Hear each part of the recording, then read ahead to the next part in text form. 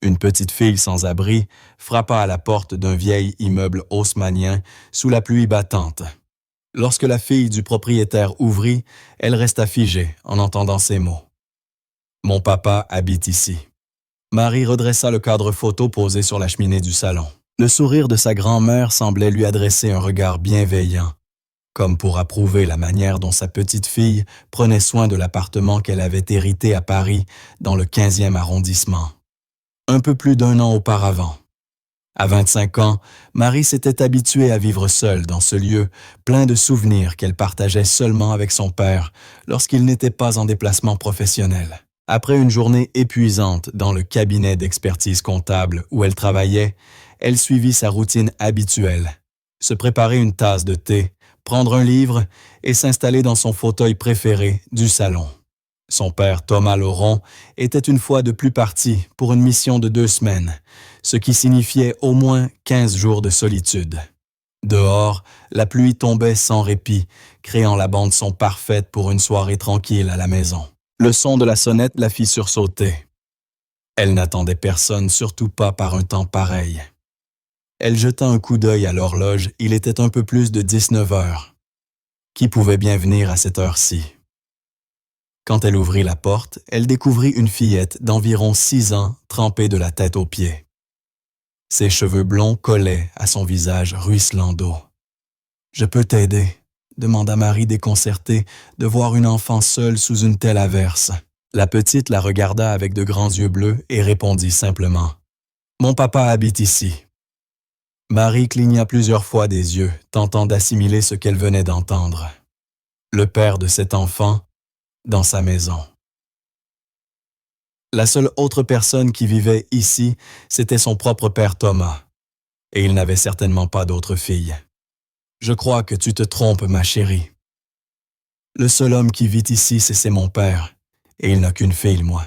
Mais ma maman a dit que mon papa habitait ici, » insista la fillette d'une voix tremblante mais assurée. Marie sentit un éclair d'irritation. C'est sans doute une plaisanterie. Peut-être que des enfants du quartier t'ont lancé un défi. Écoute, je ne sais pas qui t'a envoyé, mais ce n'est pas drôle. Mon père est en déplacement et il n'a pas d'autre fille. Tu devrais rentrer chez toi avant que tes parents ne s'inquiètent. La petite ne bougea pas. Je m'appelle Lily, dit-elle, comme si cela expliquait tout. Marie regarda autour d'elle, cherchant un adulte caché dans la rue, mais la chaussée brillait déserte sous les réverbères et la pluie torrentielle. Lily, peu importe qui t'a envoyé, ce n'est pas amusant. Il pleut, c'est dangereux de rester dehors. Où sont tes parents? Ma maman est malade. Et mon papa habite ici, répéta-t-elle avec obstination. La patience de Marie s'épuisa. Elle était fatiguée, le paillasson commençait à flotter, et cette farce avait assez duré. Écoute, mon père habite bien ici, oui, mais il est en voyage. Et il n'a jamais eu d'autre fille que moi. Maintenant, rentre chez toi, s'il te plaît. Le visage de Lily se voila de confusion, mais avant qu'elle ne puisse ajouter un mot, Marie referma la porte. À travers le bois, elle entendit de petits pas s'éloigner lentement. Elle retourna à son fauteuil, mais fut incapable de se concentrer sur sa lecture. L'image de cette fillette trempée revenait sans cesse. Et si ce n'était pas une plaisanterie? Si l'enfant s'était vraiment perdu, ou pire, si ce qu'elle avait dit contenait une part de vérité? Marie secoua la tête. Impossible. Elle connaissait son père. Thomas Laurent était un homme sérieux, dévoué à sa famille, même si son métier l'obligeait à voyager souvent. Sa mère était morte lorsqu'elle était adolescente, mais leur mariage avait toujours semblé solide. Il n'y avait jamais eu le moindre signe d'une double vie. C'était trop absurde pour être envisagé. Elle tenta de reprendre sa lecture, mais les mots dansaient devant ses yeux. Finalement, elle abandonna et alluma la télévision, espérant que le bruit couvrirait le tumulte de ses pensées. Plus tard, dans son lit, elle se retourna sans trouver le sommeil. Dehors, la pluie continuait de tomber, et elle ne pouvait chasser de son esprit le visage de la petite fille. Est-ce qu'elle va bien? Est-ce qu'elle a retrouvé sa maison? Murmura-t-elle au plafond obscur. Ce n'était qu'une blague d'enfant, se rassura-t-elle. Un adulte irresponsable a sans doute trouvé amusant d'envoyer une gamine effrayer la femme qui vit seule, pendant que son père voyage. Mais alors pourquoi se sentait-elle si mal? Pourquoi n'arrivait-elle pas à oublier ses yeux bleus graves et brillants? Marie remonta la couverture jusqu'au menton. Demain, tout semblera plus clair, pensa-t-elle, avant de fermer enfin les yeux. Le lendemain, à la lumière du jour, cet étrange incident ne serait sans doute qu'une histoire de ce qu'une histoire. Curieuse à raconter au bureau. Pourtant, tandis que le sommeil la gagnait, enfin, Marie ne pouvait se défaire du sentiment que cette visite inattendue avait réveillé quelque chose de profondément enfoui en elle, quelque chose qui aurait peut-être dû rester endormi. Et une petite voix au fond de son esprit murmurait qu'elle ne connaissait peut-être pas son père aussi bien qu'elle le croyait. Marie se réveilla au premier rayon du soleil, filtrant à travers les rideaux de sa chambre. Elle avait mal dormi, hantée par des rêves confus où une fillette blonde la poursuivait dans d'interminables couloirs. Elle s'assit au bord du lit et se frotta les yeux. La pluie avait cessé et une nouvelle journée commençait. Pendant le petit déjeuner, elle tenta de chasser les pensées liées à la visite de la veille. C'était lundi et beaucoup de travail l'attendait au cabinet d'expertise comptable. Elle s'habilla rapidement, prit son sac à main et ouvrit la porte d'entrée. Et elle était là. Lily, la petite fille de la veille du pénis, se tenait exactement au même endroit, comme si elle n'était jamais partie. Cette fois pourtant, elle est sèche, soigneusement coiffée, vêtue d'un uniforme scolaire et portant un petit cartable. Ses yeux bleus fixaient Marie avec la même détermination qu'hier soir. « Bonjour », dit poliment Lily. « Je suis venue voir mon papa. » Marie resta figée un instant. Elle n'était pas préparée à cela. Elle avait espéré que l'incident de la veille ne soit qu'un événement isolé vite oublié à la lumière du jour. Mais la fillette était revenue plus résolue que jamais. Lily, c'est bien ça. Écoute, je t'ai expliqué hier soir, mon père est en voyage et il n'a pas d'autre fil que moi. Mais ma maman a dit... Ta maman doit se tromper, interrompit Marie en essayant de garder son calme. Où est-elle? Peut-être que je peux lui parler pour clarifier tout ça. Le visage de Lily se crispa légèrement. Ma maman est à l'hôpital. Elle est très malade. Marie eut l'impression qu'on venait de lui donner un coup à l'estomac. L'irritation fit place à la compassion.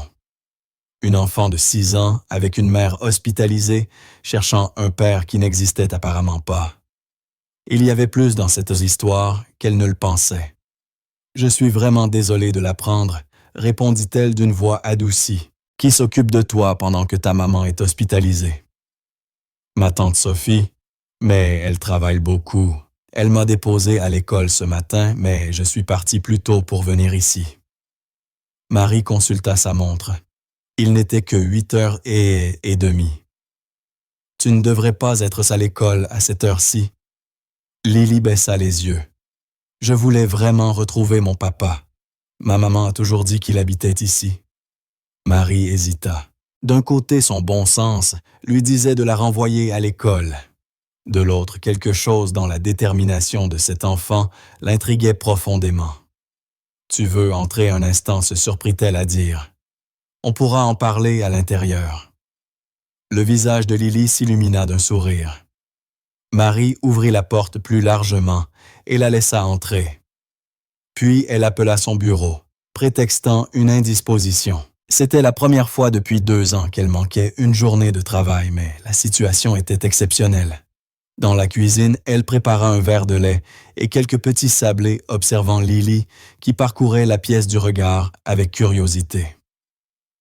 La fillette semblait particulièrement intéressée par les photos de famille accrochées au mur et posées sur la cheminée. Alors Lily commença Marie en déposant le goûter sur la table. « Pourquoi penses-tu que mon père est aussi ton père? » Lily croqua dans un biscuit avant de répondre.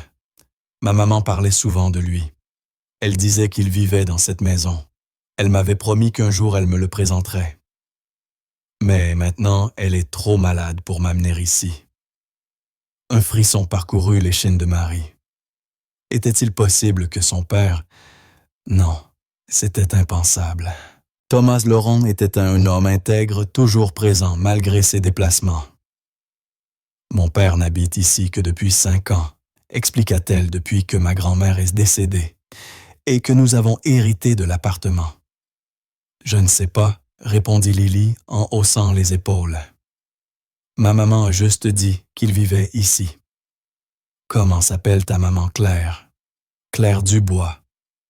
Le nom ne disait rien à Marie. Elle n'avait jamais entendu son père mentionner une Claire, mais cela ne prouvait rien. Thomas avait toujours été discret sur sa vie personnelle. Pendant que Lily mangeait, Marie l'observa attentivement. Y avait-il quelque chose de familier dans ses traits? Ses yeux bleus différaient des siens bruns comme ceux de sa mère, mais son père lui avait les yeux bleus. Et cette manière concentrée de froncer les sourcils, c'était exactement celle de Thomas lorsqu'il réfléchissait à un problème difficile. « Tu vas à l'école tous les jours » demanda Marie pour en savoir plus. « Oui, je suis en CP. Ma maîtresse, Madame Bernard, est gentille. Et ta tante, elle aide comment? Tante Sophie, c'est la sœur de maman. Elle vit avec nous depuis que maman est malade. Avant, elle habitait à Lyon. » Marie continua de poser des questions sur la vie de Lily, sa routine, ses amis, ce qu'elle aimait faire. L'enfant répondait avec naturel.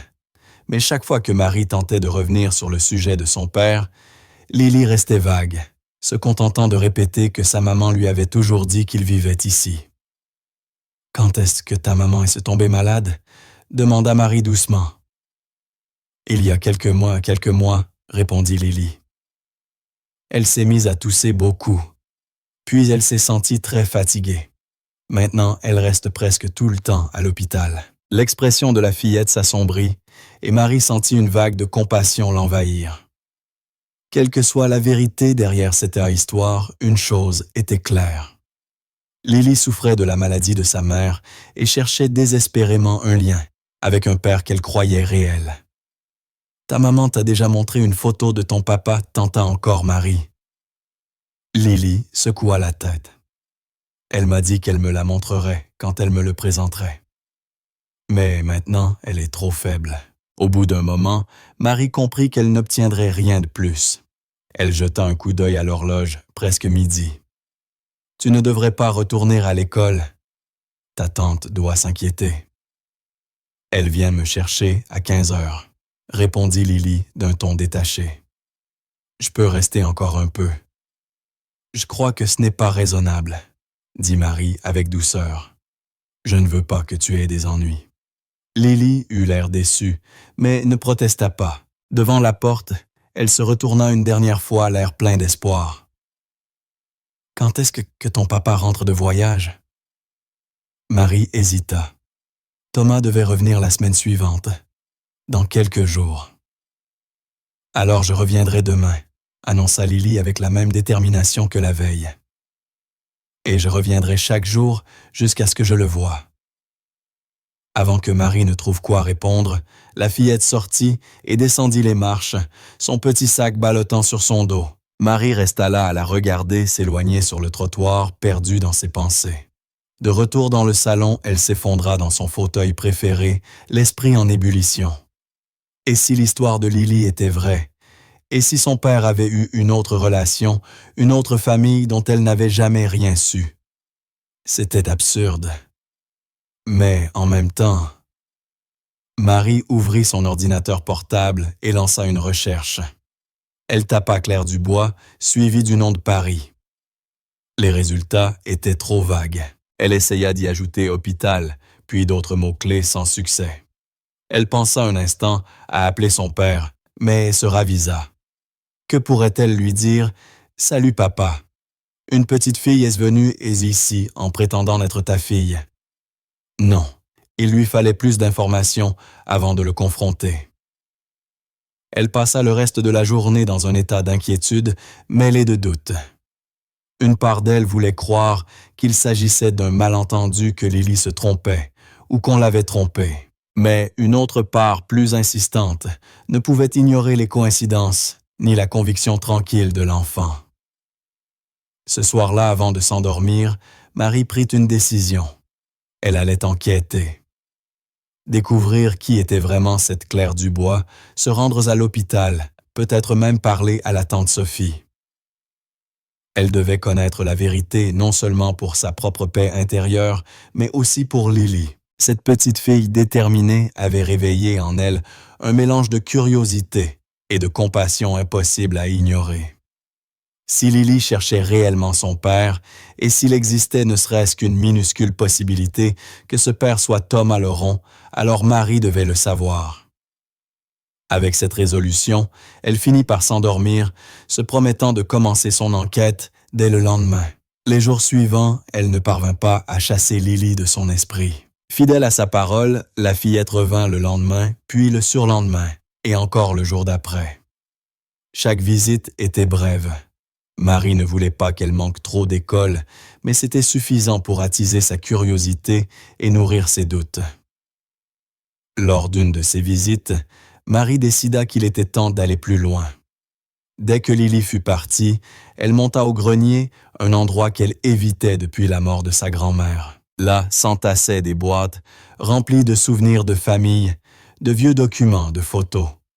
Autant de fragments du passé, susceptibles de cacher un indice sur la vie de son père.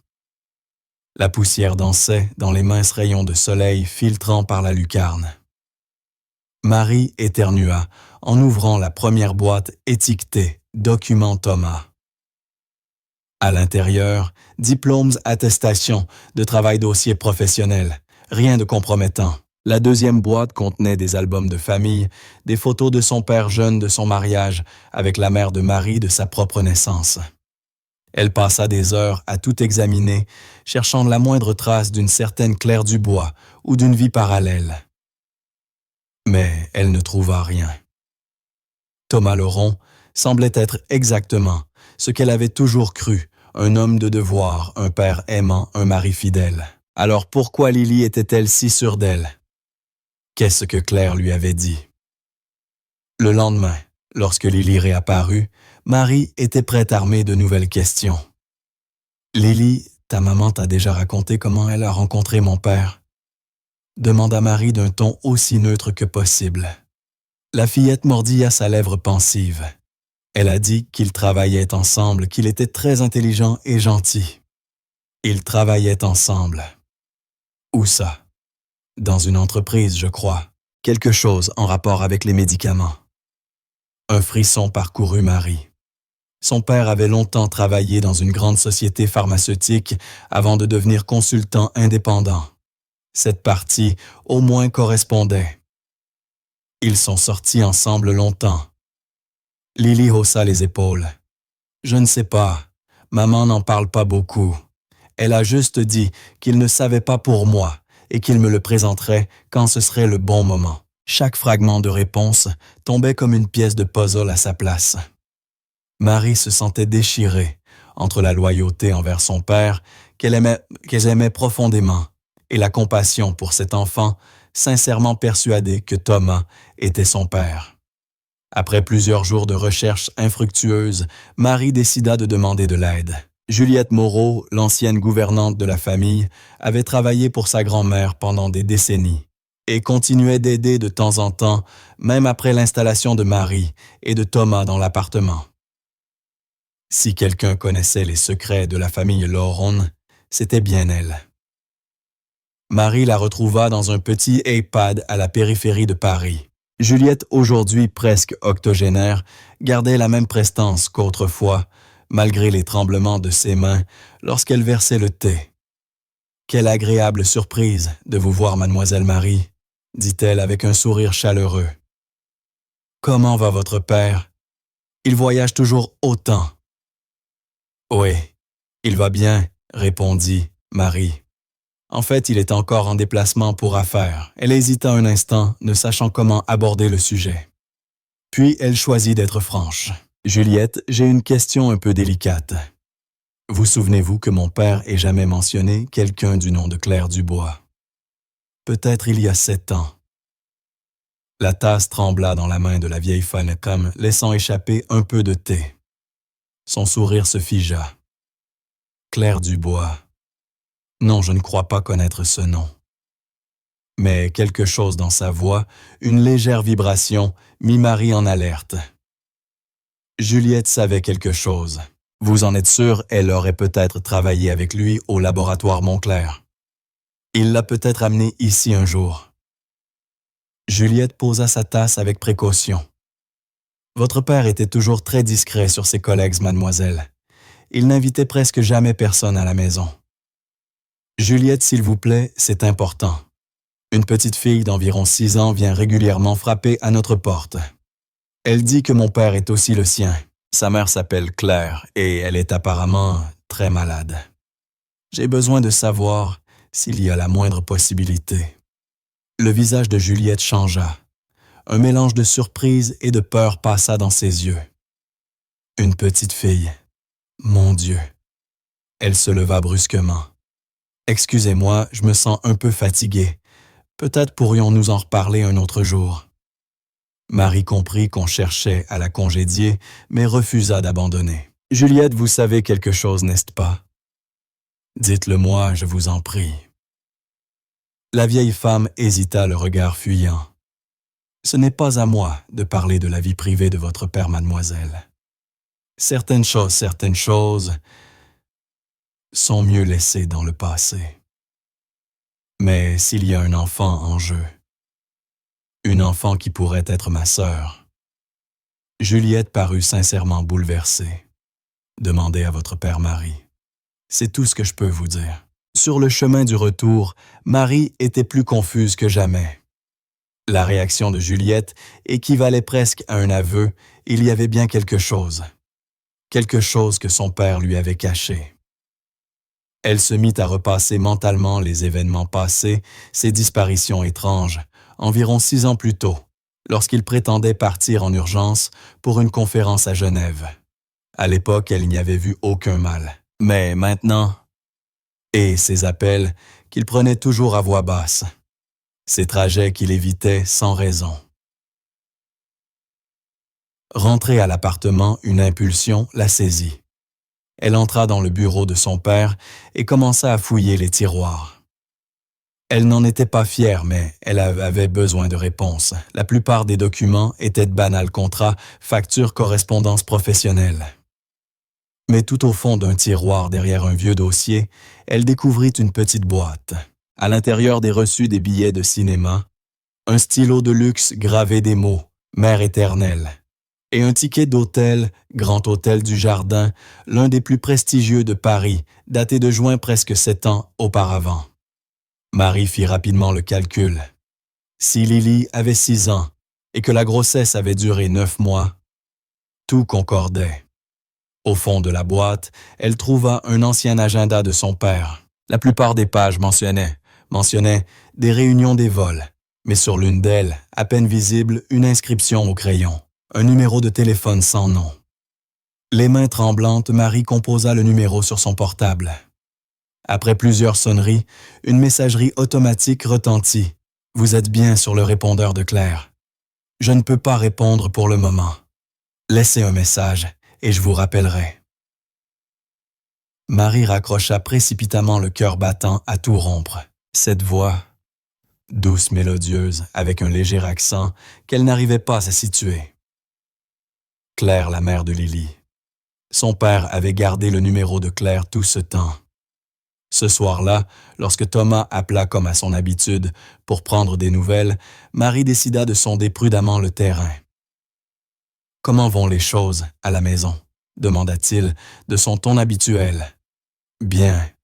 Enfin, il s'est passé quelque chose d'étrange, » répondit-elle.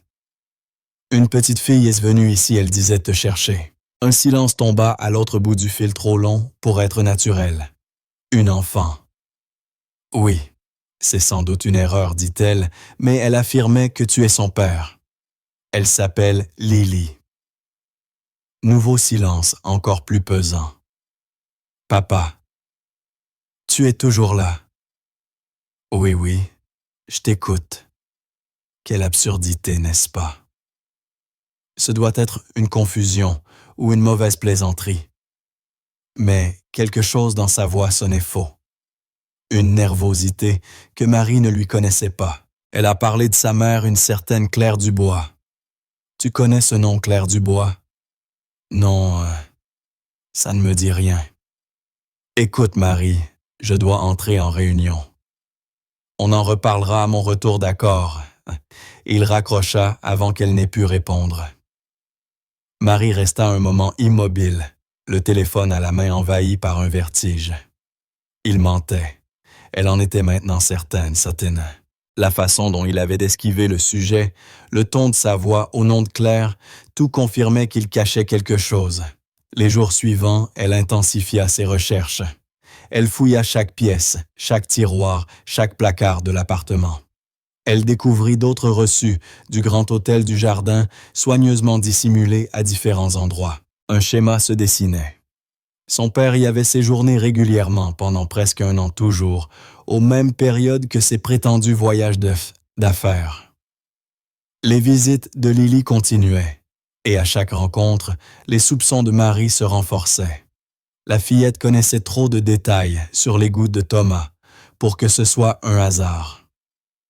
Elle savait qu'il adorait la tarte au citron meringuée, qu'il était allergique aux fraises, qu'il collectionnait les montres anciennes, de petites choses précises, impossibles à inventer. Marie commença aussi à remarquer des ressemblances physiques qu'elle n'avait pas vues auparavant, la forme des yeux de Lily, identique à celle de son père, et ce léger mouvement de tête qu'elle faisait quand elle était perplexe, exactement le même que Thomas. Les souvenirs d'enfance de Marie prenaient soudain un autre sens, ces périodes où son père semblait absent même lorsqu'il était présent. Les disputes à voix basse entre ses parents, du temps où sa mère vivait encore, les appels qu'il prenait à l'écart à voix basse. La vérité était là, tapie sous ses yeux, depuis des années. Le vendredi, Marie prit une décision. Elle irait au grand hôtel du jardin.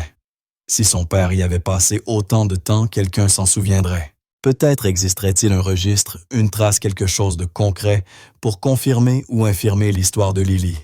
Elle glissa le reçu le plus récent dans son sac. Elle s'y rendrait le lendemain matin, nerveuse certes mais déterminée. Si Thomas Laurent était vraiment le père de Lily, l'enfant méritait de savoir.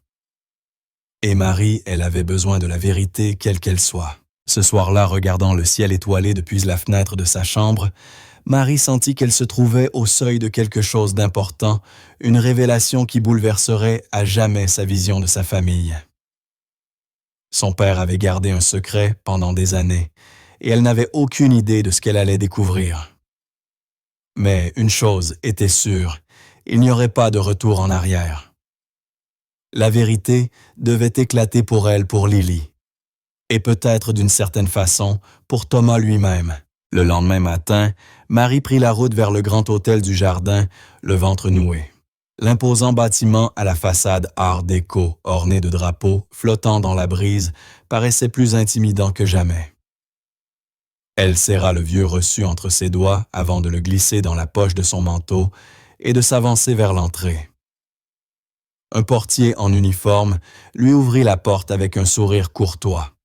À l'intérieur, le hall luxueux étincelait sous les lustres de cristal. Le parfum discret des fleurs fraîches se mêlait à celui du bois ciré. Marie s'approcha du comptoir de réception, tâchant d'avoir l'air détendu.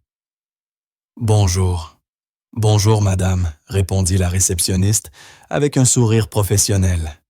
« Que puis-je faire pour vous? »« Je cherche des informations sur d'anciennes réservations, » dit Marie, la voix plus basse qu'elle ne l'aurait voulu. « C'est une affaire personnelle. » Le sourire de la jeune femme demeura, mais son regard se fit plus froid. « Je suis désolé, madame, mais notre politique de confidentialité, en accord avec le RGPD, ne nous permet pas de divulguer d'informations sur nos clients. » Marie s'attendait à cette réponse. « Je comprends, mais la personne concernée est mon père. Thomas Laurent. » En prononçant le nom, Marie observa attentivement le visage de la réceptionniste à la recherche du moindre signe de reconnaissance. Mais la jeune femme resta impassible. « Même ainsi, je ne peux pas vous aider sans l'autorisation explicite du client concerné, » répondit-elle d'une politesse ferme. Marie tenta une autre approche. Y a-t-il quelqu'un ici qui travaille depuis longtemps? Quelqu'un qui pourrait au moins confirmer que mon père a bien séjourné ici. La réceptionniste hésita, puis jeta discrètement un regard vers un vieil homme disposant des clés sur le comptoir de la conciergerie. « Monsieur Gérard travaille à l'hôtel depuis près de 40 ans, murmura-t-elle. Peut-être acceptera-t-il de vous parler, mais je ne peux rien vous promettre. » Marie la remercia et s'approcha du concierge. L'homme devait avoir la soixantaine, bien avancé, les cheveux entièrement blancs, la posture droite, l'allure impeccable de ceux qui ont consacré leur vie au service. « Monsieur Gérard, puis-je vous parler un instant? » Il ajusta ses lunettes et la dévisagea d'un regard vif. « Oui, mademoiselle, je m'appelle Marie Laurent. J'essaie de retrouver des informations sur mon père Thomas Laurent. Il séjournait ici il y a environ 7 ans. » Elle lui tendit le reçu, où le nom de son père apparaissait clairement avec la date 17 juin, il y a 7 ans. Le visage du concierge s'éclaira d'un bref éclat de reconnaissance. « Ah, monsieur Laurent. Oui, je me souviens de lui. » Le cœur de Marie s'emballa. Vraiment, certainement. C'était un monsieur distingué, grand, toujours bien vêtu, et d'une politesse exemplaire, répondit-il avec un léger sourire. On oublie rarement un client qui fréquente l'hôtel avec autant de régularité. Régularité, répéta Marie, sentant une froideur la gagner. Monsieur Gérard sembla réaliser qu'il en avait trop dit, son sourire se dissipa. Eh bien, il venait assez souvent, si ma mémoire est bonne. À quelle fréquence exactement, le vieil homme se racla la gorge mal à l'aise. Il ne serait pas convenable de discuter en détail des séjours de nos clients, mademoiselle. Marie se pencha légèrement, baissant la voix. S'il vous plaît, monsieur Gérard, c'est très important. J'ai récemment découvert qu'il pourrait avoir une autre famille. Une petite fille est venue frapper à ma porte, disant qu'il est son père.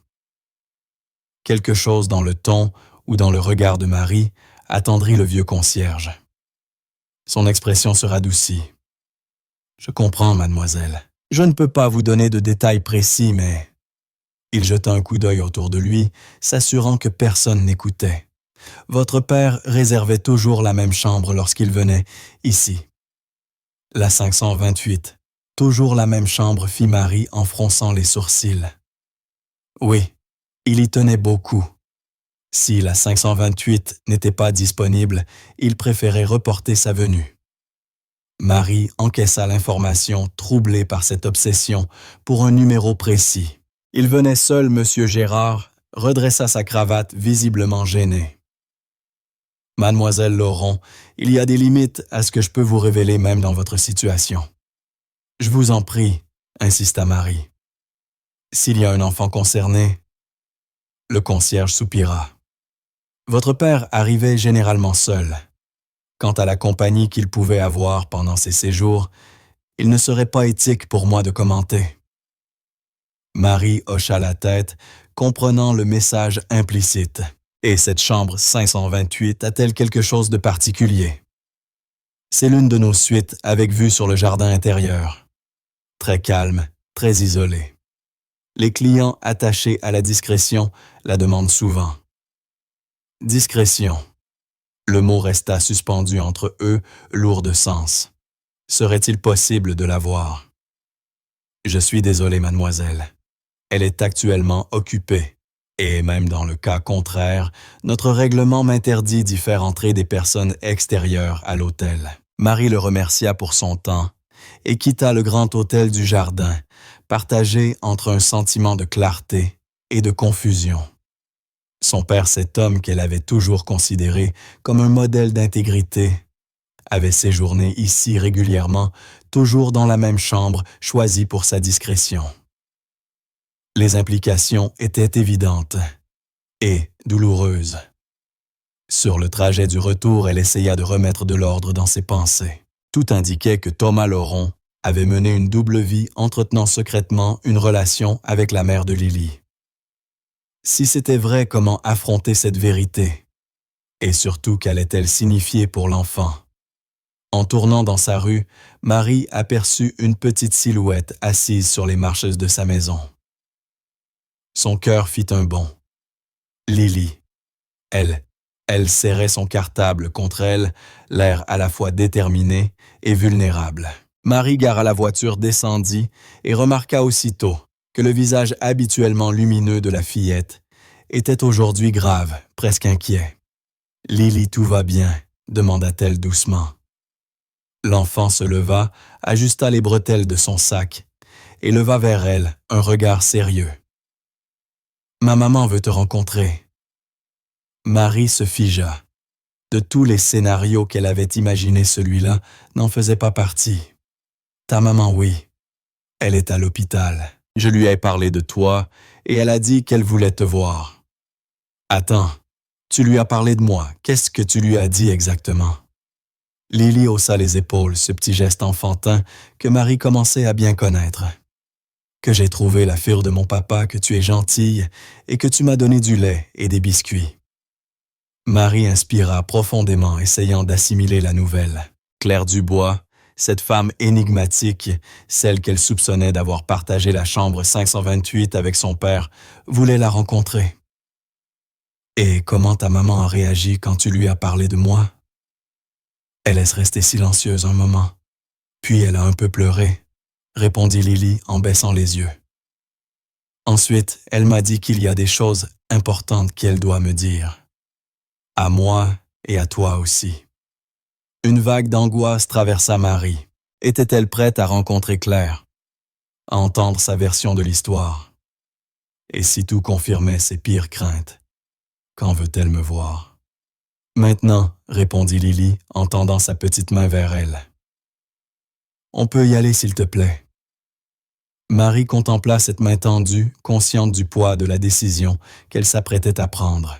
Aller à l'hôpital signifiait plonger plus profondément encore dans cette histoire trouble, s'engager dans quelque chose qui pourrait bouleverser sa vie. D'accord, laisse-moi juste prendre mon sac, dit-elle enfin, avant de rentrer dans la maison. Pendant qu'elle rassemblait ses affaires, Marie livrait un combat intérieur. Elle allait rencontrer une femme qui avait peut-être partagé une partie cachée de la vie de son père, une femme qui avait mis au monde une enfant, sa demi-sœur peut-être, une femme malade, peut-être mourante, qui avait élevé cet enfant seule. Les implications morales et affectives étaient vertigineuses. Si Lily était réellement la fille de Thomas, cela créait un lien, une responsabilité. Et si Claire était aussi malade que Lily le disait, que deviendrait la fillette? Marie ne pouvait pas fermer les yeux, comme si elle n'avait jamais trouvé cet enfant trempé sur le pas de sa porte. Elle ressortit. Lily l'attendait toujours sagement. « Allons-y, » dit Marie. Dans la voiture, elle aida Lily à boucler sa ceinture avant de démarrer. Pendant le trajet, elle l'observait du coin de l'œil, remarquant des détails qu'elle n'avait pas encore vus, la forme du menton, la façon de froncer légèrement le nez lorsqu'elle se concentrait des traits qui lui rappelaient douloureusement ceux de son père. « Lily, qu'est-ce que ta maman t'a dit sur ton papa qu'il est gentil, qu'il ne sait pas que j'existe, mais qu'un jour on se rencontrerait? Elle t'a dit pourquoi il ne sait pas pour toi. Elle a dit que c'est compliqué. C'est tout ce que je sais. Ma maman m'a dit qu'elle expliquerait quand je serai plus grande. » Marie tenta d'autres questions, mais Lily restait évasive, soit parce qu'elle ignorait les réponses, soit parce qu'on lui avait demandé de ne pas en dire trop. Elles traversèrent un quartier que Marie connaissait peu. Le chemin vers l'hôpital serpentait entre des rues bordées d'arbres et longeait un petit parc. Lily lui montra l'endroit d'un geste joyeux. Avant maman et moi, on jouait là avant qu'elle soit trop fatiguée. Marie remarqua combien la fillette connaissait le trajet par cœur, les tournants, l'entrée du parking, les passages les piétons. Cette familiarité avec la routine des visites à l'hôpital était à la fois touchante et déchirante. En traversant le parking, elle observa le visage de Lily. Il mêlait l'inquiétude et l'espoir. Elle paraissait réellement heureuse de pouvoir présenter Marie à sa mère, comme si elle allait enfin réunir deux pièces manquantes d'un même puzzle. Tu es nerveuse? Demanda Lily soudain, la prenant de court. Un peu, admit Marie. Je ne sais pas à quoi m'attendre. Maman aussi est nerveuse. Elle s'est coiffée ce matin et elle a mis son rouge à lèvres roses. Ce simple détail, une femme malade, voulant se rendre présentable pour une rencontre importante, fit naître une bouffée d'empathie dans le cœur de Marie. À mesure qu'elles approchèrent de l'entrée de l'hôpital, elle sentit le poids de la situation s'alourdir. En une semaine à peine, sa vie avait basculé. L'image qu'elle avait de son père, de sa famille, même d'elle-même, était remise en cause. Et maintenant, elle allait rencontrer la femme capable de confirmer ses pires soupçons, ou d'offrir une explication qu'elle n'avait jamais envisagée.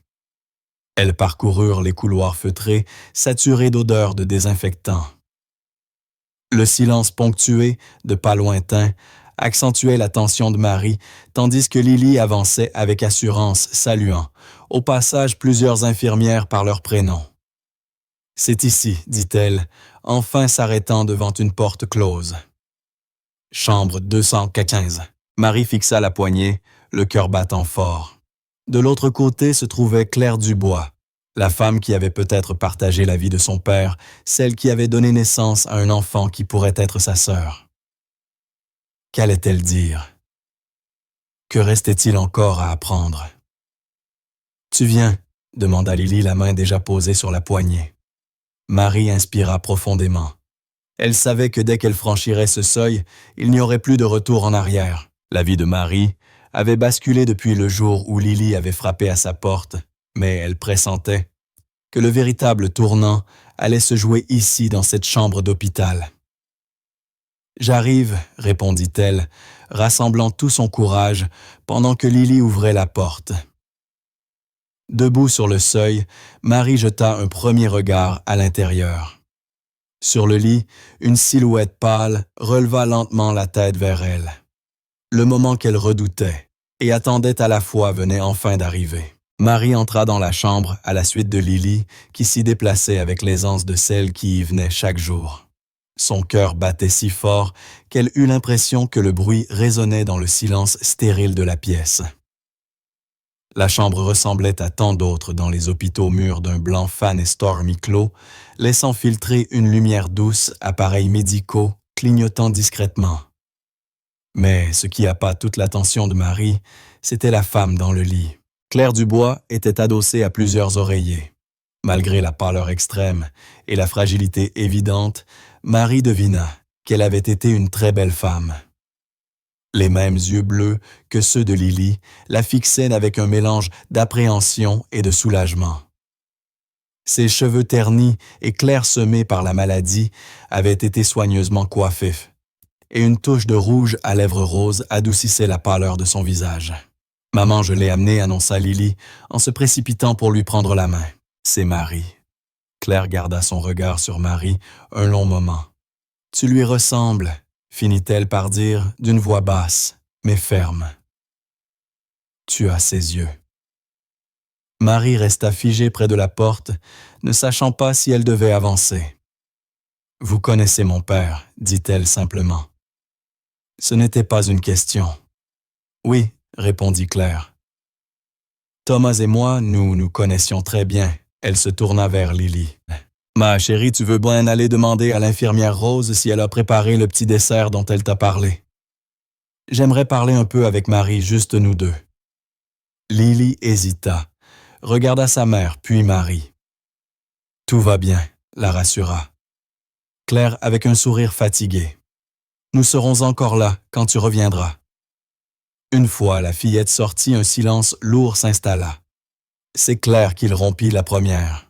« Assieds-toi, je t'en prie, » dit-elle en désignant la chaise près du lit. « J'imagine que tu as beaucoup de questions. » Marie s'approcha lentement et s'assit. De près, elle voyait mieux les marques, laissées par la maladie, la peau presque transparente, les yeux cernés, la respiration légèrement sifflante. « C'est vrai, » demanda-t-elle d'une voix plus assurée qu'elle ne se sentait. « Mon père est aussi le père de Lily Claire. » Ferma les yeux un instant comme pour rassembler ses forces. Lorsqu'elle les rouvrit, une lueur de détermination y brillait malgré la faiblesse de son corps. Oui, Thomas Laurent est bien le père de Lily. Même si Marie s'y attendait depuis des jours, l'entendre de vive voix lui donna l'impression que le sol se dérobait sous ses pieds. Comment cela est-il arrivé? Je travaillais comme assistante administrative au laboratoire Sterling il y a environ 7 ans, expliqua Claire en se redressant légèrement, non sans grimacer. Ton père était directeur du développement de nouveaux produits. Nous nous sommes rencontrés à l'occasion d'un projet important. Il passait de longues heures au bureau et j'étais souvent la dernière à partir. Elle raconta comment, au début, leur relation était strictement professionnelle. Thomas était courtois, respectueux, attentif au travail de son équipe. Mais peu à peu, les soirées tardives devinrent des dîners.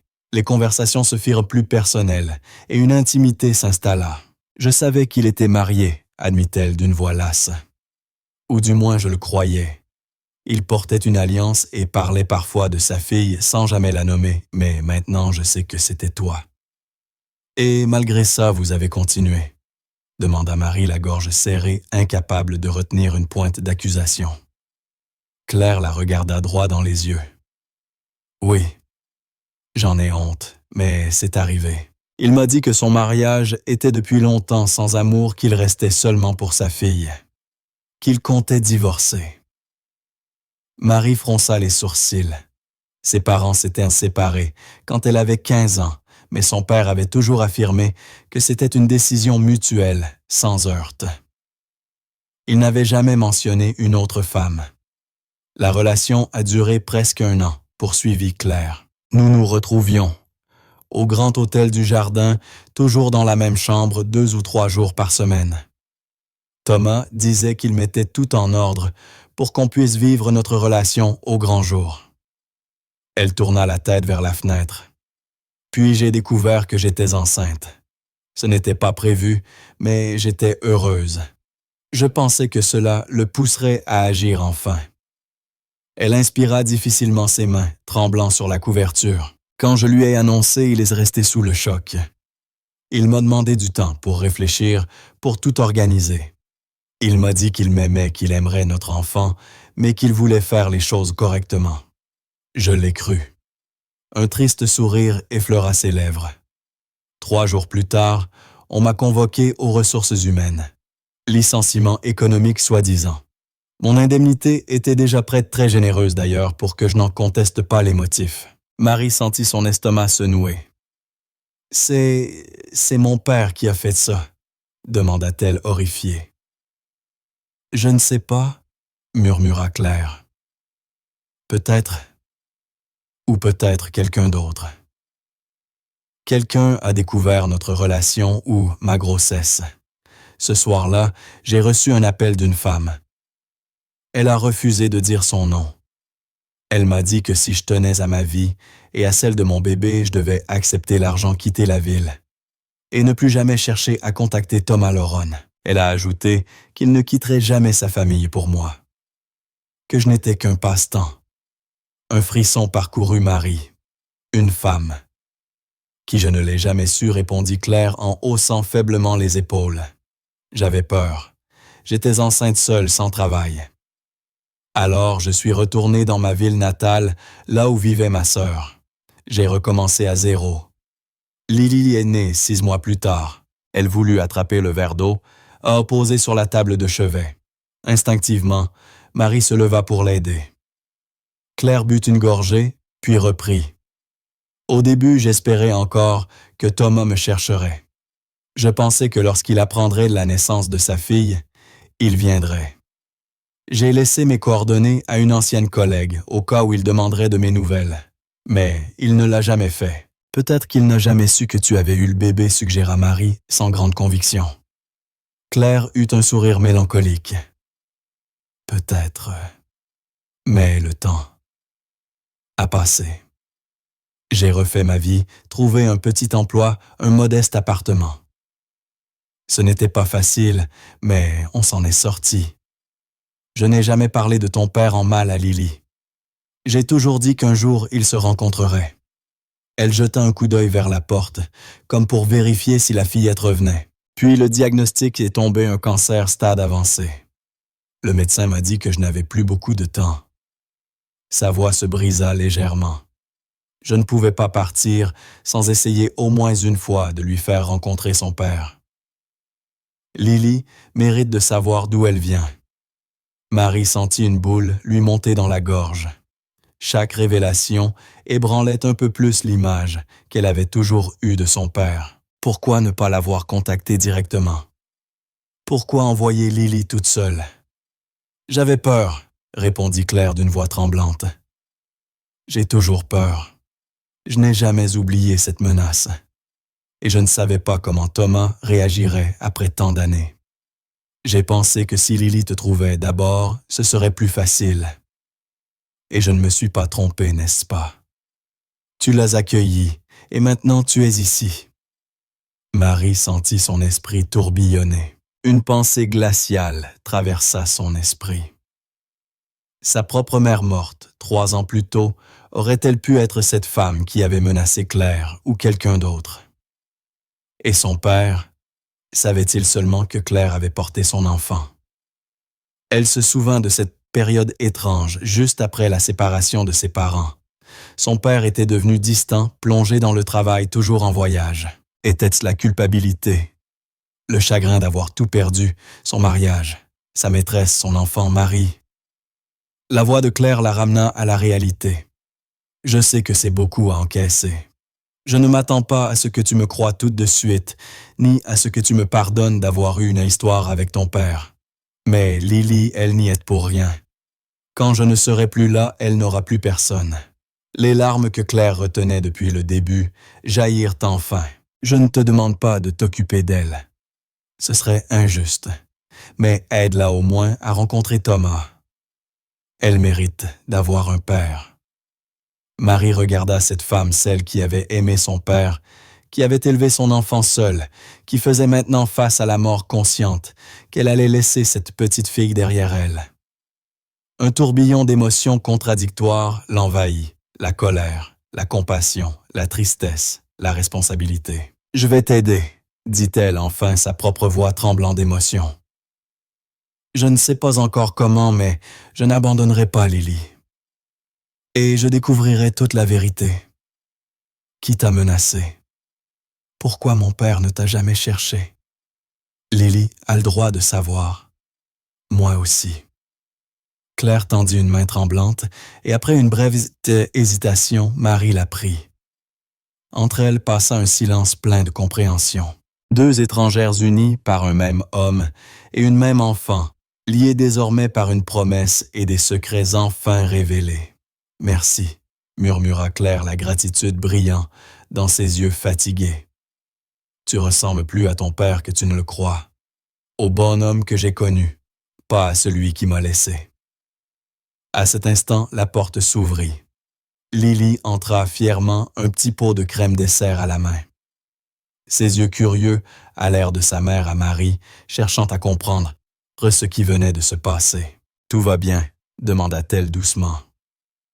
Marie échangea un regard avec Claire, puis se tourna vers la fillette avec un sourire apaisé. « Oui, ma chérie, tout va bien. On commence à comprendre les choses, et tout ira bien maintenant. » Sur le chemin du retour, Marie ne se souvenait presque plus du trajet entre l'hôpital et sa maison.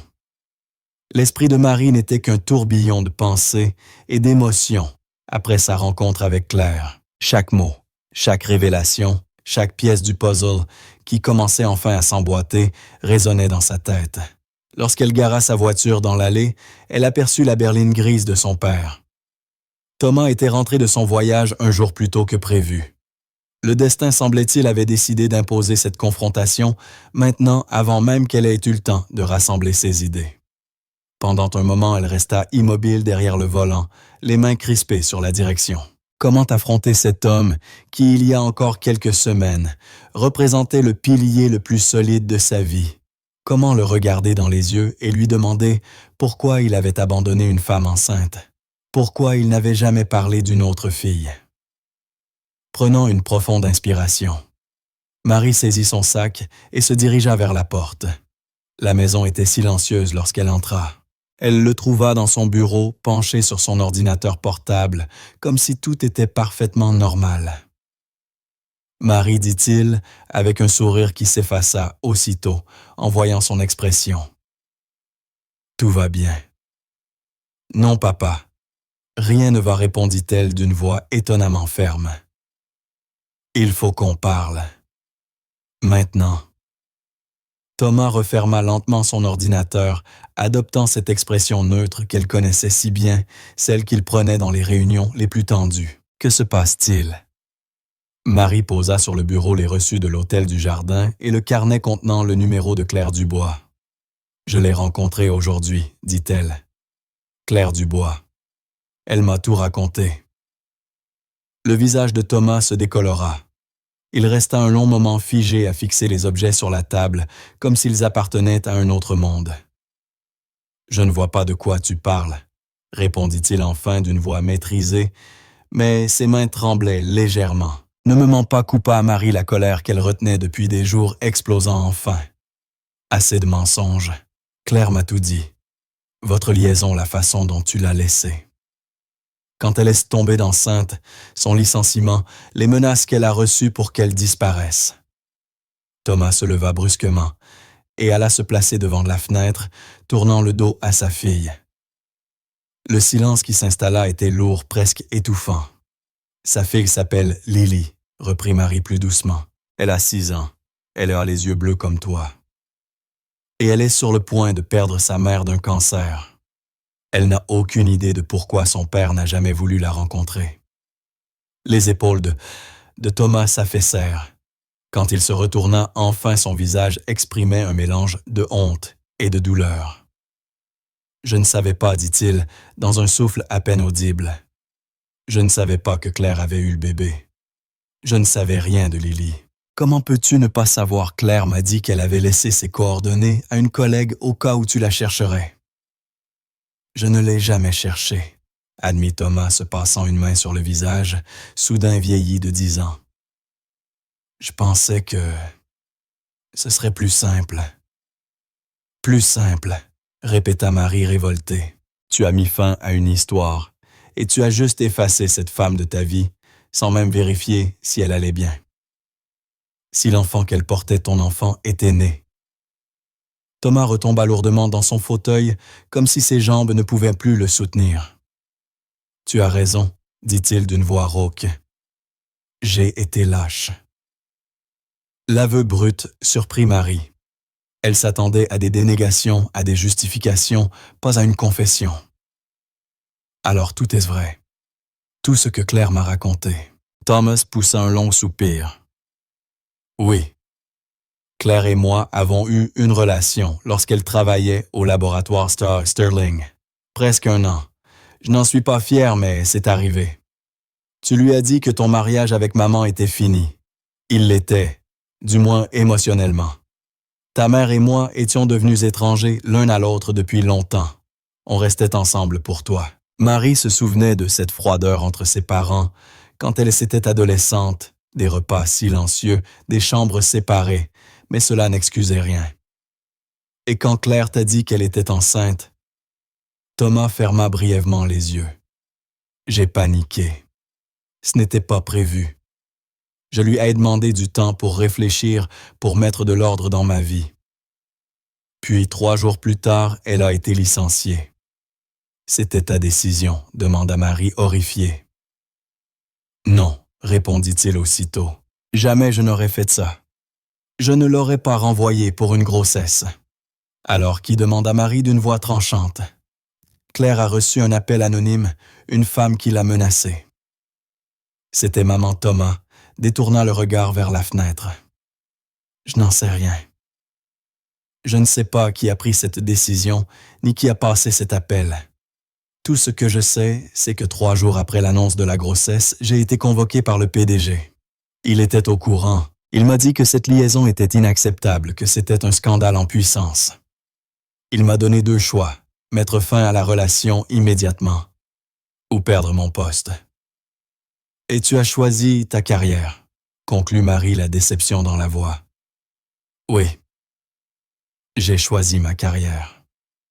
J'ai choisi la sécurité financière qui t'a permis d'aller à l'université, répondit Thomas en levant les yeux vers elle. Je ne cherche pas d'excuses, Marie. C'était un choix égoïste.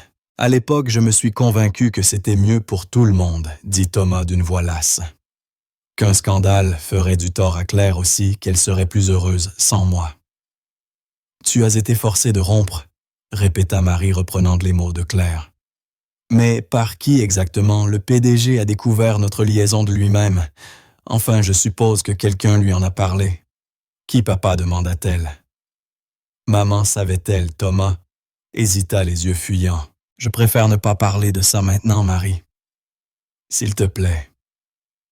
Marie sentit qu'il cachait encore quelque chose, mais chaque vérité arrachée semblait déjà une blessure ouverte. Elle inspira profondément. Et après, tu n'as jamais pensé à la retrouver, à savoir ce qu'elle était devenue si le bébé était né. Si admit Thomas à voix basse. J'y ai souvent pensé, surtout après mon divorce avec ta mère. Mais trop de temps s'était écoulé. Je me suis persuadé qu'elle avait refait sa vie, qu'elle avait peut-être même mis fin à la grossesse. Je me suis dit que réapparaître aurait été égoïste, que ça aurait tout bouleversé à nouveau.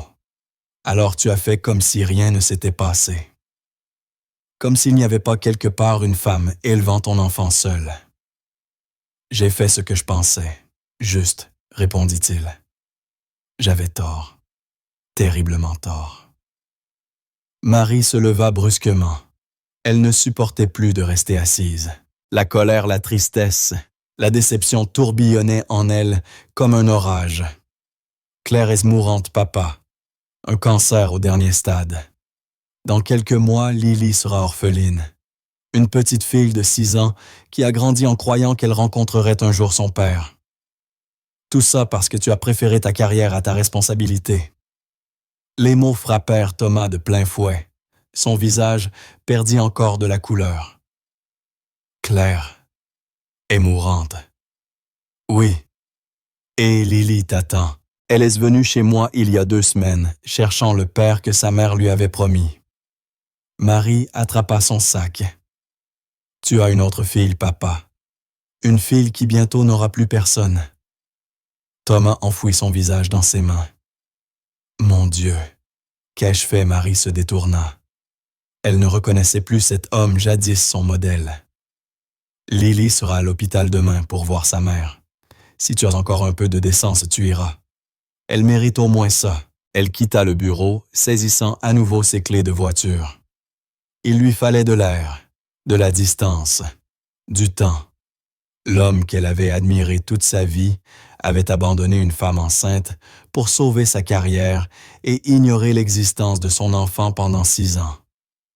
Elle démarra, et c'est alors qu'elle sentit les larmes couler sans bruit sur ses joues, des larmes pour Claire, pour Lily, pour son père et pour cette famille qu'elle découvrait trop tard. Les 3 jours suivants furent flous. Marie évita de rentrer chez elle et s'installa dans un petit hôtel du centre de Paris. Elle avait besoin d'espace, de silence, de recul. 2 fois, elle rendit visite à Claire et Lily à l'hôpital, choisissant des heures où elle savait que Thomas serait au travail. Pas d'affrontement supplémentaire, pas encore. Dans sa chambre d'hôtel, elle restait des heures allongée sur le lit, les yeux fixés au plafond, revivant chaque phrase, chaque regard échangé avec Claire, chaque mot de son père. Tout ce qu'elle croyait savoir sur sa famille s'effondrait. Mais une chose la hantait encore. Une pièce du puzzle refusait de s'emboîter. Thomas avait parlé du PDG découvrant la liaison, mais jamais de la personne qui l'avait dénoncé.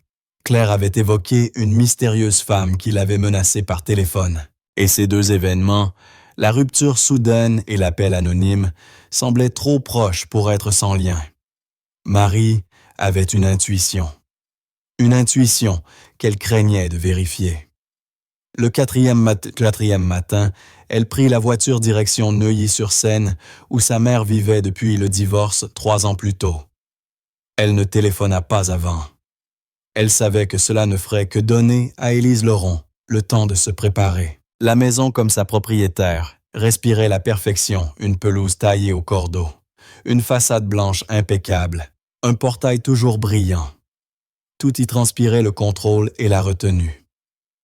Marie inspira profondément avant d'appuyer sur la sonnette. Élise ouvrit la porte, son expression passant de la surprise à un sourire prudent. À 54 ans, elle était toujours impeccablement soignée. Son carré brun, sans un cheveu de travers, son allure élégante et froide. Marie, quelle surprise! Pourquoi ne pas avoir appelé avant? Il faut qu'on parle, maman, dit Marie, sans rendre le sourire. C'est important. Quelque chose dans le ton de sa fille fit vaciller la façade de sérénité d'Élise. Bien sûr. Entre, je viens de faire du café. Le salon, comme le reste de la maison, était un modèle d'élégance minimaliste. Marie refusa poliment le café et alla droit au but. « Maman, que sais-tu de Claire Dubois? » Le nom eut l'effet d'un choc électrique. Élise se figea la tasse suspendue à mi-hauteur avant de se reprendre et d'adopter un air de fausse confusion. Claire Dubois. Je ne me rappelle pas connaître quelqu'un de ce nom. Marie ne détourna pas le regard. Elle a travaillé avec papa au laboratoire Sterling il y a 7 ans. Ils ont eu une liaison. Ah. Élise posa la tasse avec précaution. Ça remonte à longtemps, Marie. Ton père et moi étions pratiquement séparés à ce moment-là. C'était douloureux, mais j'ai tourné la page. Donc tu le savais, insista Marie, notant la manière très mesurée dont sa mère choisissait ses mots. Je l'ai su plus tard. Oui, ton père m'en a parlé avant notre divorce. Le ton d'Élise resta calme et contrôlé, mais ses doigts tambourinaient légèrement sur la table, une habitude nerveuse que Marie connaissait bien. Il t'a dit aussi qu'elle était enceinte. Un lourd silence s'installa. Élise regarda ses mains, puis la fenêtre, comme si elle cherchait une échappatoire. Maman appuya Marie en se penchant en avant. Claire était enceinte quand on l'a renvoyée et on l'a forcée à quitter la ville.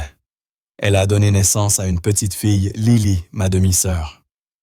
Élise se leva soudain et alla se poster devant la fenêtre. Pourquoi remuer tout ça maintenant, Marie? Ce qui compte, c'est ce qu'on a fait ensuite. Comment on s'en est sorti? Ça compte parce que Claire est en train de mourir d'un cancer, répondit Marie d'un ton sec. Parce que Lily a 6 ans et sera bientôt orpheline. Parce que quelqu'un a menacé Claire au téléphone en lui disant de disparaître si elle tenait à sa vie et à celle du bébé. Marie scruta la réaction de sa mère. Élise resta tournée vers le jardin, mais ses épaules se raidirent visiblement. « C'est toi, n'est-ce pas? » demanda Marie, la voix plus douce maintenant. « Tu as su pour la grossesse. Tu as prévenu le PDG. Tu as passé cet appel menaçant. » Élise se retourna lentement. Son visage était pâle, mais maîtrisé. « Tu ne peux pas comprendre, Marie. Tu ne sais pas ce que c'est que de voir son mariage s'effondrer. De voir son mari tomber amoureux d'une autre femme. » L'aveu implicite frappa Marie comme un coup. Elle l'avait déjà suspecté, mais l'entendre l'atteignit autrement. « Alors c'était toi. » Élise hocha la tête lentement. « J'ai fait ce que je devais faire pour protéger notre famille. » Elle retomba dans son fauteuil, comme si ses jambes la lâchaient. Quand j'ai découvert la liaison, j'ai surveillé le téléphone de ton père. J'ai lu leur message. Elle comptait lui dire pour sa grossesse. Je savais qu'à ce moment-là, je te perdrais. Tu as décidé d'intervenir, résuma Marie. Élise acquiesça. J'ai appelé Charles Mercer, le PDG. Nous nous connaissions socialement depuis des années. Je lui ai parlé de la relation de ton père avec son assistante, en laissant entendre que ça pourrait devenir un scandale, voire une plainte. Un goût amer monta dans la bouche de Marie. Et cette menace téléphonique. Tu as réellement menacé une femme enceinte. Les yeux d'Élise se durcirent. Je n'ai dit que ce qu'il fallait dire, que Thomas ne quitterait jamais sa famille pour elle, qu'il avait une carrière brillante et une fille à élever. Je lui ai dit que si elle tenait à son enfant, elle devait le laisser partir. Tu as menacé de violence, demanda Marie, acculée par l'horreur de la situation. Bien sûr que non, dit Élise, semblant sincèrement choquée par l'idée. Je n'ai fait que suggérer que sa présence créerait des problèmes pour toutes les personnes concernées, y compris pour elle et pour le bébé. Que certaines personnes feraient tout pour protéger leurs intérêts. Marie ferma les yeux un instant, tentant d'absorber l'ampleur de ses aveux. Et papa, il savait que tu avais agi ainsi. Il savait que j'avais fait quelque chose. Pas la nature exacte, expliqua Élise. Je lui ai dit que si jamais il choisissait cette femme, je t'enverrais à l'étranger, et il ne te reverrait jamais. C'était un ultimatum. Elle hésita, puis ajouta d'une voix plus faible. Ça a marché. Il a mis fin à la relation. Et tu ne lui as jamais parlé du bébé, s'étrangla Marie. Peut-être que Claire n'était même pas vraiment enceinte, ou que c'était un stratagème, je n'en sais rien. Après, peu importait. C'était fini. Marie se leva, incapable de rester assise, face à sa mère. Elle se sentait déchirée entre la colère pour la manipulation froide et calculée d'Élise, et une compréhension réticente des motivations d'une femme qui avait eu peur de tout perdre. Élise avait lutté pour son mariage comme elle le pouvait, poussée par la peur non seulement de perdre son mari, mais d'être séparée de sa fille. Une enfant avait grandi sans père à cause de ses décisions. Claire avait élevé Lily seule, tout en se battant contre la maladie. Et maintenant Claire était en train de mourir, et Lily n'aurait personne. Élise baissa la tête. Je suis désolé pour elle. Vraiment désolé. Mais à l'époque, je ne pensais qu'à nous, à toi et à notre famille. Marie marcha vers la porte, ayant besoin d'air de distance. Elle s'arrêta un instant sur le pas. Claire n'avait jamais expliqué la vérité à Lily. Elle n'avait jamais dénigré le père. Elle se contentait de promettre qu'un jour, ils se rencontreraient. Malgré tout ce que toi et papa avaient fait, elle a protégé sa fille de l'horreur. Marie inspira profondément. Je vais m'assurer que Lily rencontre son père avant qu'il ne soit trop tard. Je vais réparer autant que je peux de ce désastre que vous avez créé tous les deux. En quittant la maison de sa mère, Marie sentit qu'un poids s'allégeait, ne serait-ce que légèrement. Maintenant, elle connaissait la vérité dans son intégralité, douloureuse mais complète. Chacun de ses parents, à sa manière, avait pris des décisions qui avaient changé des vies à jamais. Sur le chemin du retour vers la ville, Marie repensa à la chaîne de choix égoïste qui avait laissé une petite fille sans père pendant 6 ans. Elle ne pouvait pas effacer le passé, mais elle pouvait essayer de façonner l'avenir pour Lily, pour Claire, et peut-être aussi pour elle-même. Après avoir découvert le rôle de sa mère dans la séparation de Thomas et de Claire-Marie, passa des heures à conduire sans but, tentant d'organiser ses pensées. La déception qu'elle ressentait envers ses 2 parents était profonde envers son père, pour sa lâcheté envers sa mère, pour sa manipulation.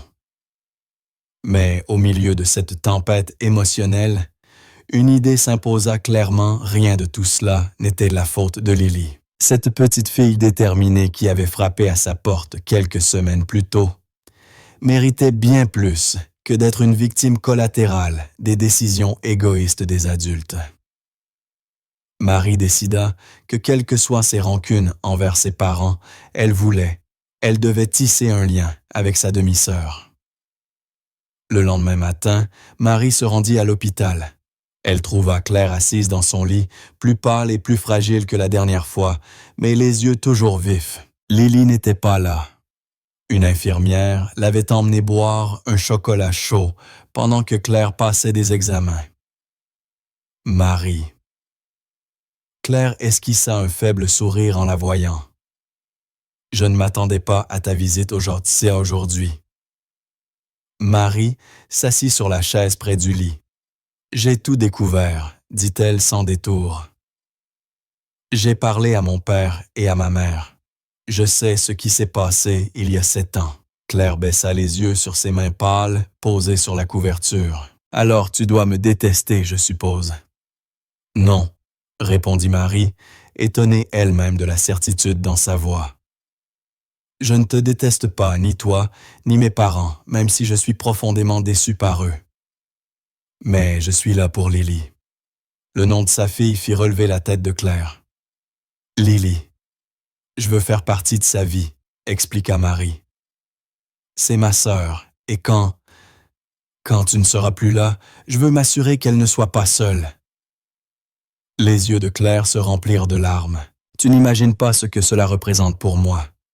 J'ai essayé de rester forte pour elle, mais ma plus grande peur, c'est de la laisser sans personne. Je ne te mentirai pas, Claire. J'ai encore du mal à tout digérer, mais je sais que ce n'est pas la faute de Lily. Elle mérite une famille. Nous sommes presque des étrangères, mais je veux apprendre à la connaître. Claire essuya une larme. Lily t'aime déjà beaucoup. Elle parle de toi tout le temps. Elle dit que tu es gentille, que ta maison est jolie et que tu réponds patiemment à toutes ses questions. Marie sourit pour la première fois depuis des jours. C'est une enfant incroyable. Tu as fait un travail admirable en l'élevant. Merci, dit Claire doucement. J'ai fait de mon mieux, vu les circonstances. Et mon père Lily a dit qu'il n'est toujours pas venu la voir. Claire secoua la tête. Non. Quand je lui ai parlé de toi, j'ai espéré qu'il viendrait aussi, mais il ne l'a pas fait. Marie sentit une nouvelle vague de déception envers son père. Il est perdu. Apeuré. Ce n'est pas une excuse, mais peut-être qu'avec un peu de temps... Le temps, c'est ce qui me manque, dit tristement Claire. Les médecins parlent de quelques mois peut-être, de quelques semaines. Un lourd silence tomba entre elles, le tic-tac de l'horloge semblant résonner plus fort que d'habitude. « Comment pouvons-nous faire pour que tout cela fonctionne ?» demanda enfin Marie. « Comment faire ce qu'il y a de mieux pour Lily ensemble ?» « Elle doit rencontrer son père avant que je parte, » dit fermement Claire. « Elle doit savoir qu'elle ne sera pas complètement seule au monde, qu'elle a une famille, même si elle est compliquée. »« D'accord, » acquiesça Marie. Je lui parlerai encore. En attendant, j'aimerais passer plus de temps avec Lily si tu es d'accord. Apprendre à la connaître. Qu'elle apprenne à me connaître aussi. J'en serais ravi, répondit Claire avec un soulagement visible. Ce serait si bon pour elle de t'avoir comme repère. Elles passèrent l'heure suivante à parler de Lily, de ce qu'elle aimait de ses peurs de son école. Marie absorba chaque détail, construisant une image plus complète de la sœur qu'elle connaissait à peine. Dans les jours qui suivirent, Marie réorganisa sa vie pour passer plus de temps avec Lily. Elle commença à aller la chercher à l'école 2 fois par semaine, l'emmenant ensuite voir Claire, puis au parc pour une glace ou simplement chez elle pour regarder un film ou lire des histoires. Au début, il y eut une certaine réserve de la part de Lily. Une hésitation naturelle entre 2 personnes encore en train d'apprendre à se connaître. Mais l'ouverture spontanée de la fillette et la détermination de Marie à créer un lien transformèrent vite cette prudence en affection sincère. Marie trouva une joie inattendue dans ses après-midi passés avec sa sœur. Son enthousiasme contagieux, sa curiosité sans fin, son rire léger qui semblait illuminer chaque pièce. Un après-midi, alors qu'elle se promenait dans un parc après avoir rendu visite à Claire Lily, posa la question que Marie redoutait. « Marie, pourquoi est-ce que mon papa ne veut pas me voir ?» Marie la guida jusqu'à un banc et l'aida à s'asseoir. Comment expliquer une situation aussi complexe à une enfant de 6 ans? « Il veut te voir. »« Lily, » répondit-elle enfin, choisissant ses mots avec soin. Mais il a peur. « Peur de moi ?» demanda Lily, les sourcils froncés. Cette innocence fit se serrer le cœur de Marie. « Non, ma chérie, il a peur de lui-même, peur de ses erreurs. Parfois, les adultes font des choses qu'ils regrettent et ils ont peur d'affronter les conséquences. » Lily réfléchit un instant, fronçant les sourcils exactement comme le faisait Thomas quand il se concentrait. Comme quand j'ai cassé le vase de maman et que j'avais peur de lui dire. Marie sourit. Quelque chose comme ça, oui, mais en beaucoup plus grand et plus compliqué. Mais tu te souviens de ce qui s'est passé quand tu as fini par lui parler du vase. Elle était triste, mais ensuite elle m'a serré dans ses bras et m'a dit qu'elle m'aimait quand même. Exactement. Et je suis sûr qu'une fois que ton père aura surmonté sa peur, il t'aimera tout autant. Tu crois qu'il va m'aimer? Demanda Lily, avec une vulnérabilité qui serra la gorge de Marie. J'en suis absolument sûre, répondit-elle doucement. C'est impossible de ne pas t'aimer, Lily. Cette conversation renforça la détermination de Marie. Ce soir-là, elle se rendit chez son père. Thomas paraissait avoir vieilli de plusieurs années en seulement 2 semaines depuis leur confrontation plus maigre, les yeux cernés, l'air abattu comme elle ne l'avait jamais vu. Lily m'a demandé pourquoi son père ne voulait pas la voir, dit Marie, après avoir refusé le café qu'il lui proposait. Qu'est-ce que je suis censé lui répondre? Thomas détourna le regard. Je ne sais pas comment lui faire face, Marie. Comment pourrais-je regarder dans les yeux un enfant que j'ai abandonné avant même sa naissance? Elle a besoin de toi, répondit Marie fermement. Claire n'a plus beaucoup de temps, et Lily aura besoin de toute la famille possible. Et ta mère, demanda-t-il d'une voix basse. Elle est au courant de tout ça. Oui. Et même si elle n'est pas ravie, elle comprend que la situation dépasse largement ses préférences personnelles pour le moment. Ce n'était pas tout à fait vrai. Élise avait réagi avec une froide courtoisie au mieux lorsqu'il s'agissait de Lily. Mais Marie était déterminée à gérer cette situation d'une façon ou d'une autre. « J'essaierai », murmura enfin Thomas. « Je ne promets pas d'être à la hauteur, mais j'essaierai. » C'était un début, une petite avancée vers le pont fragile que Marie s'efforçait de construire entre les fragments dispersés de cette famille qu'elle venait à peine de découvrir. Au cours des semaines suivantes, Marie continua de renforcer son lien avec Lily. Chaque moment passé ensemble consolidait son rôle de grande sœur. Elle l'aidait à faire ses devoirs, lui apprenait des astuces de peinture. Lily adorait dessiner et partageait ses secrets pendant leurs longues promenades. En parallèle, Marie travaillait patiemment à rapprocher son père et Lily, d'abord en parlant de lui de manière anodine, puis en montrant des photos, et enfin en organisant une brève rencontre surveillée à l'hôpital. Ce fut maladroit tendu Thomas, visiblement nerveux. Lily, à la fois curieuse et méfiante. Mais c'était un début, une petite graine plantée. Marie tenta aussi d'adoucir la résistance de sa mère, mais avec moins de succès. Élise restait distante, polie mais glaciale dès qu'il était question de Lily. « Laisse-lui du temps », conseilla Thomas. « Elle finira par s'y faire. » Au milieu de tout cela, Marie se découvrit des forces qu'elle ne soupçonnait pas. Agir comme médiatrice entre ces mondes aisément blessés par des choix passés exigeait une maturité et une compassion dont elle ignorait l'existence. Et sa relation avec Lily lui apportait une joie et un sentiment d'utilité qui comblait un vide dont elle n'avait jamais eu conscience. Un après-midi, alors qu'elle construisait un château de blocs dans la chambre d'hôpital de Claire-Marie, réalisa que malgré toute la douleur et les déceptions des dernières semaines, elle avait trouvé quelque chose de précieux, une sœur, un lien, une chance de tirer quelque chose de beau d'un passé plein d'erreurs. Claire, les observant depuis son lit, croisa le regard de Marie et lui adressa un sourire faible mais sincère. Un accord silencieux passa entre elles.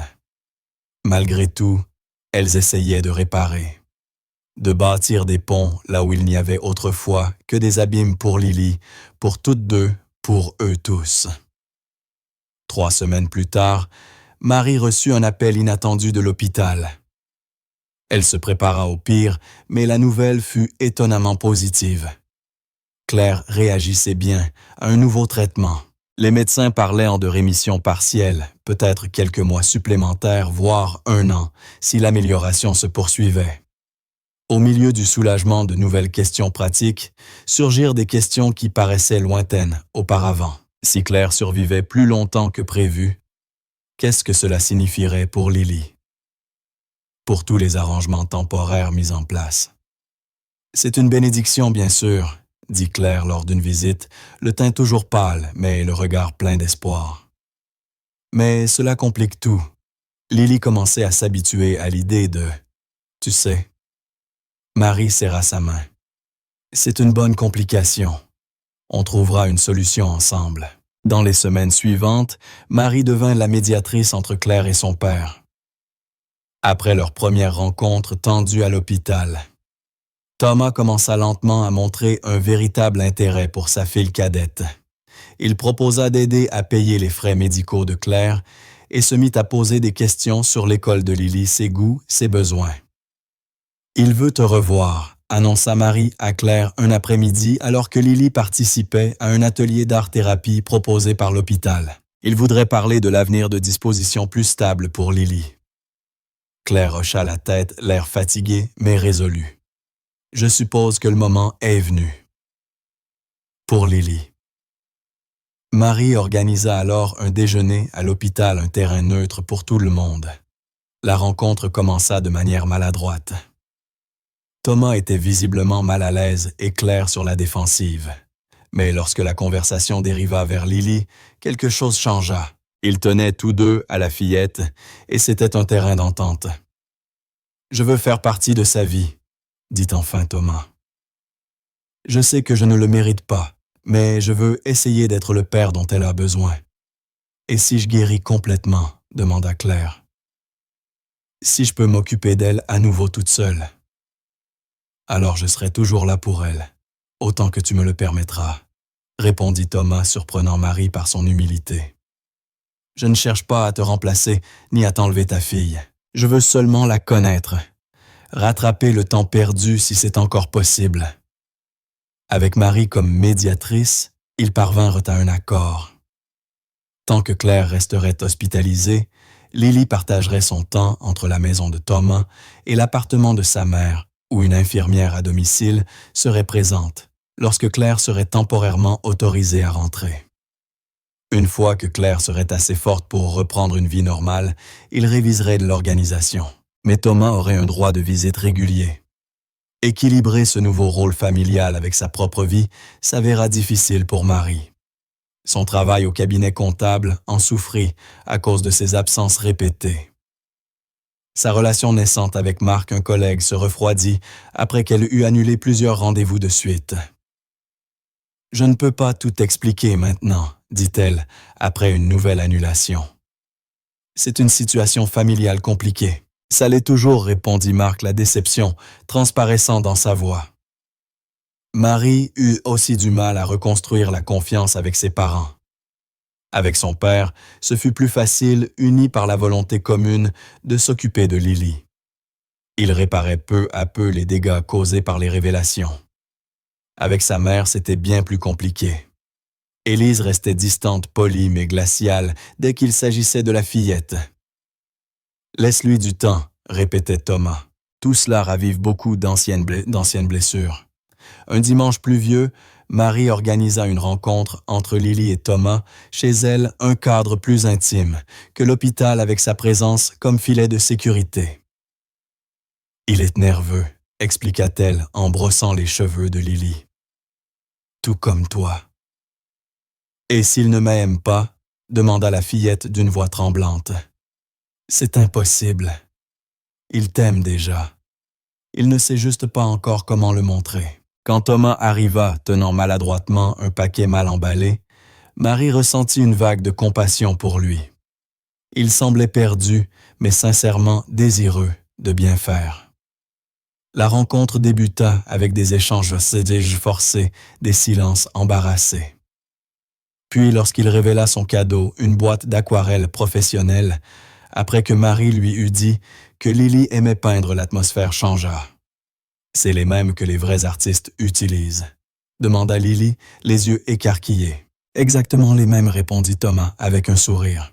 « J'ai pensé qu'on pourrait peindre quelque chose ensemble, si tu veux bien me montrer comment faire. » Ce qui suivit fut un après-midi de rire de taches de peinture, et enfin un premier câlin hésitant qui fit monter les larmes aux yeux de Marie.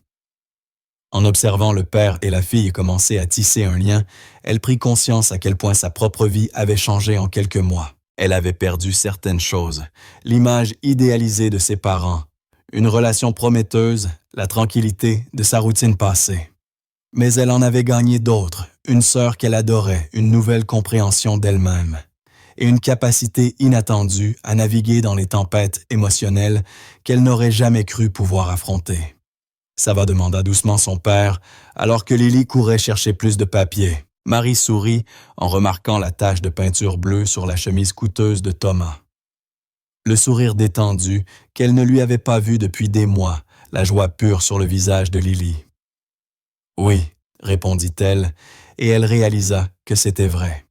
« Nous grandissons tous, n'est-ce pas? » Après plusieurs semaines à organiser des rencontres séparées pour chaque branche de la famille, Marie décida qu'il était temps de tenter quelque chose de plus ambitieux, réunir tout le monde en même temps. L'idée lui vint après la sortie de Claire de l'hôpital pour poursuivre son traitement à domicile. Son pronostic s'était amélioré, les médecins parlaient désormais d'années non plus de mois. « Tu es sûr de toi ?» demanda Thomas quand elle lui présenta son plan. « Ta mère et Claire dans la même pièce, ça peut être explosif. » « C'est justement pour ça qu'il faut le faire, » insista Marie. « On ne peut pas continuer à vivre éparpillé, plein de secrets et de rancunes. Pour Lily, pour nous tous. » Convaincre Élise fut la partie la plus difficile. Elle resta inflexible, refusant de rencontrer Lily ou de reconnaître l'existence de Claire. « Tu me demandes de dîner avec la maîtresse de mon ex-mari ?» dit-elle froidement lorsque Marie lui rendit visite. « La femme qui a presque détruit mon mariage. Je te demande de dîner avec la mère de la demi-sœur de ta fille, corrigea doucement Marie, une femme qui se bat contre le cancer et qui essaie d'assurer l'avenir de son enfant. » Après de longues discussions, Élise finit par accepter, bien qu'elle précisât clairement qu'elle ne le faisait que pour Marie, ni pour Thomas, ni pour Claire, et encore moins pour Lily. Marie choisit un lieu neutre pour cette réunion de famille, le petit appartement, qu'elle venait de louer après avoir compris qu'elle avait besoin de son propre espace dans ce nouveau chapitre de sa vie. Modeste mais chaleureux, il était dépourvu de souvenirs ou d'attaches pour quiconque. Le dimanche arriva sous un ciel gris qui reflétait l'appréhension de Marie. Elle passa la matinée à cuisiner une activité qui l'apaisait toujours et à dresser soigneusement la table. Elle voulait que tout soit aussi parfait, ou du moins aussi paisible que possible, compte tenu des circonstances. Claire et Lily furent les premières à arriver. Claire paraissait mieux qu'auparavant, un peu plus de couleur dans les joues, bien qu'elle reste visiblement fragile. Lily, vêtue de sa plus belle robe, tenait un dessin qu'elle avait préparé pour l'occasion, une peinture représentant plusieurs personnes se tenant par la main sous un grand soleil. « C'est notre famille », expliqua-t-elle gravement à Marie. « Toi, moi, maman, papa et la dame, que je n'ai pas encore rencontrée. » Marie sentit sa gorge se serrer devant la manière dont Lily incluait déjà tout le monde dans sa vision de la famille, malgré les complications des adultes. Thomas arriva ensuite apportant une bouteille de vin et des fleurs pour Claire, un geste qui toucha Marie par sa délicatesse inattendue. Il semblait nerveux, triturant sa cravate et parlant un peu trop vite. Lorsque la sonnette retentit une troisième fois, le silence tomba dans la pièce. Marie alla ouvrir la porte à sa mère, qui entra comme si elle se préparait à livrer bataille. Élégante, comme toujours la posture droite, mais les épaules raides trahissant sa tension. Les premières minutes furent douloureusement gênantes. Thomas tenta maladroitement de présenter Élise à Claire, tandis que Lily observait tout avec une curiosité candide. Marie s'affaira à distribuer les amuse-bouches et les verres le cœur battant sous la tension ambiante.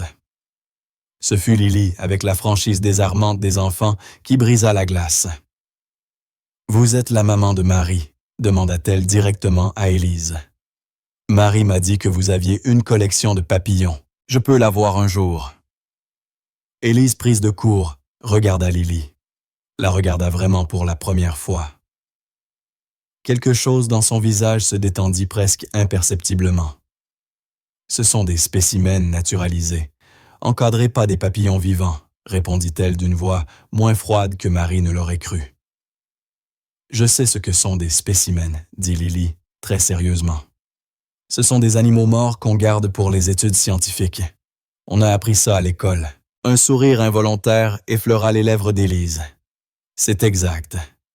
Et oui, peut-être qu'un jour tu pourras les voir. Ce petit échange ouvrit la voie à d'autres. Pendant le dîner, la conversation fut hésitante au début, puis trouva peu à peu un rythme. On parla de sujets neutres, la météo, le repas, les nouvelles locales, jusqu'à ce que Marie oriente doucement la discussion vers ce qui comptait vraiment. « Je crois que nous savons tous pourquoi nous sommes ici », dit-elle en servant le dessert. « Nous formons désormais une famille aussi atypique soit-elle, et nous devons trouver comment avancer ensemble pour Lily, mais aussi pour nous-mêmes. » Un lourd silence suivit. Ce fut Thomas qui prit la parole en premier, se tournant vers Claire. « Je veux te demander pardon, » dit-il la voix tremblante. « Ce que j'ai fait t'abandonner quand tu avais le plus besoin de moi. Ne pas chercher à savoir si tu avais eu l'enfant, c'est impardonnable. J'ai été lâche. » Claire le fixa longuement avant de répondre. « Pendant longtemps, je t'ai détesté, Thomas. J'ai attendu que tu viennes au moins pour te renseigner sur le bébé. Quand Lily est née et que tu n'es pas apparu, cet espoir est mort. » Elle marqua une pause. « Mais aujourd'hui, je vois que tu essaies, pas pour le passé, mais pour Lily, ici et maintenant. Et c'est ce qui compte. » Thomas se tourna alors vers Lily, qui observait la scène avec de grands yeux attentifs. « Et toi, Lily, je sais que j'ai manqué beaucoup de choses. Tes premiers pas, tes premiers mots, tes dents de lait. Je ne peux pas rattraper ce temps, mais je te promets que je serai là désormais, si tu veux bien me laisser une chance. » Lily réfléchit sérieusement, cette maturité tranquille, qui surprenait souvent Marie. « Maman a toujours dit que tu étais un homme bien, mais que tu ne savais pas que j'existais. Maintenant tu sais, alors c'est bon. » La simplicité désarmante de ce pardon d'enfant fit briller des larmes dans plusieurs yeux autour de la table. Mais il restait une personne qui n'avait pas encore parlé. Maman souffla Marie doucement. « Tu veux dire quelque chose ?» Élise se redressa, regardant tour à tour Thomas et Claire. « Je ne prétendrai pas être heureuse de cette situation, ni approuver les choix qui nous ont menés ici. » Elle ajusta la serviette sur ses genoux. « Mais Marie a raison. Cet enfant, dit-elle en jetant un bref regard vers Lily, mérite une famille unie. Et même si c'est difficile pour moi, je veux essayer d'accepter les choses telles qu'elles sont. » Ce n'était pas une déclaration chaleureuse, mais pour Élise, c'était un immense pas en avant. Marie adressa à sa mère un sourire reconnaissant, consciente de l'effort que ce simple geste représentait. La soirée s'acheva sur une entente tacite. Ils allaient tous essayer d'y parvenir un jour à la fois. Personne n'était encore totalement à l'aise, mais c'était un début. Dans les mois qui suivirent, Marie observa avec satisfaction de petits changements discrets mais significatifs. Son père, animé d'un nouveau sens des responsabilités, entama les démarches légales pour reconnaître officiellement Lily comme sa fille. Au début, Claire était nerveuse, craignant une bataille pour la garde, mais elle comprit vite qu'il était essentiel pour Lily que sa filiation soit reconnue. « Elle aura des droits, une sécurité financière, » expliqua Thomas lors d'une réunion avec Claire et un avocat. « Et j'aimerais qu'elle porte mon nom si tu es d'accord. » Claire hocha la tête émue. « Lily Loron. Ça sonne bien. » Avec le pronostic de Claire qui s'améliorait, les questions de garde perdirent de leur urgence, mais restèrent nécessaires. Ils établirent une routine.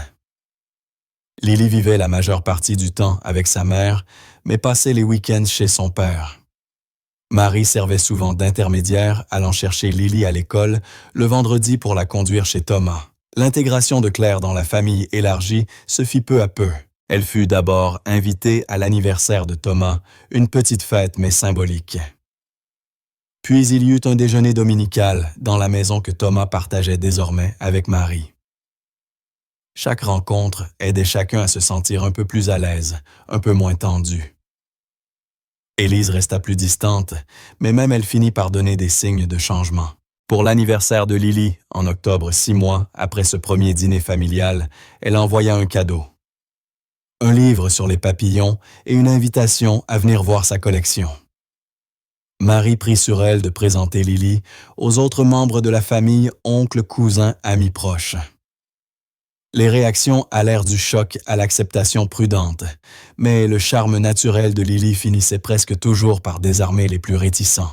Expliquer la situation au monde extérieur fut plus difficile. Il y eut des regards curieux, des questions indiscrètes, des jugements. Thomas dut affronter des moments gênants au travail lorsque des rumeurs circulèrent sur sa file cachée.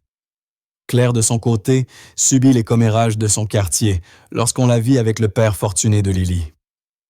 Mais ensemble, ils apprirent à naviguer ces eaux sociales délicates. Marie prit souvent les devants, répondant aux questions avec franchise. Nous avons récemment découvert que nous avions une petite sœur.